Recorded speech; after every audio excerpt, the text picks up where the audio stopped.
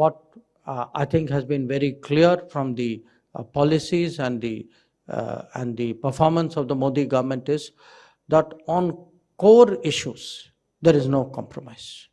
That we are very clear that because no country has suffered as much from terrorism as we have done.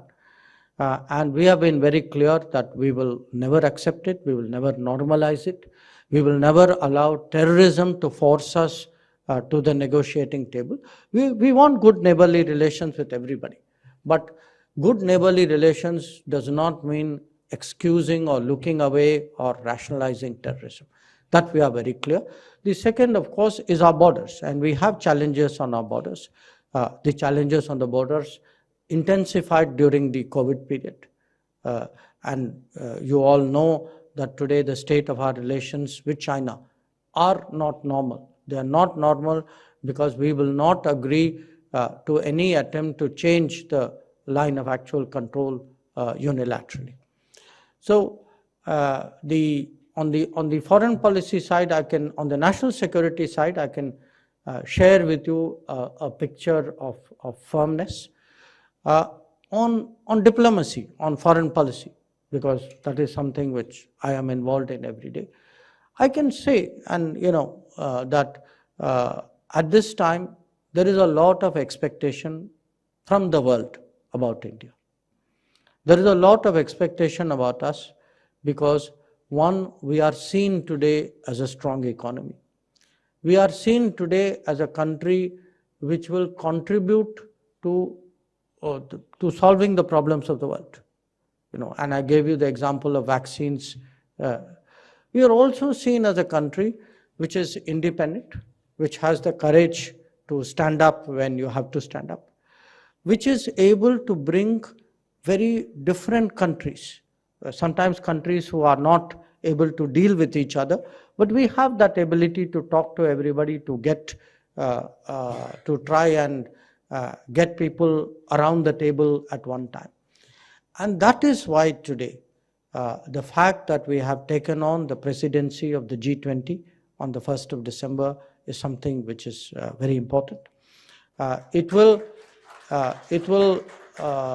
I think, definitely reassure the world that at a very difficult time in global politics, the presidency is in the hands of a country like India.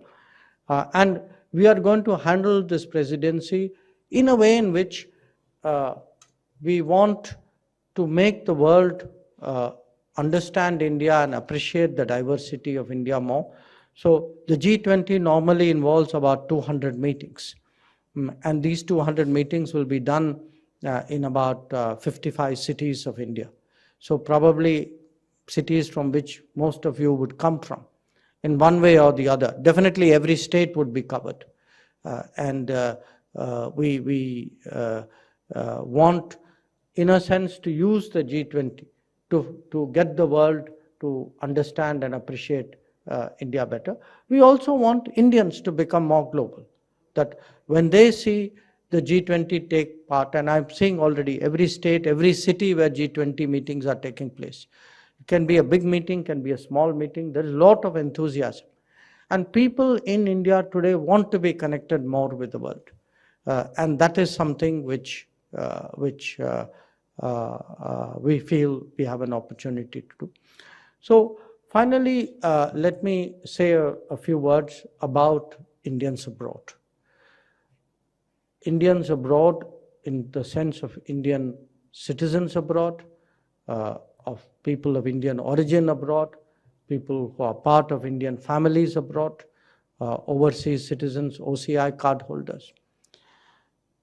From the time the Modi government came, I think we have been very clear that Indians abroad are a great source of strength to the motherland.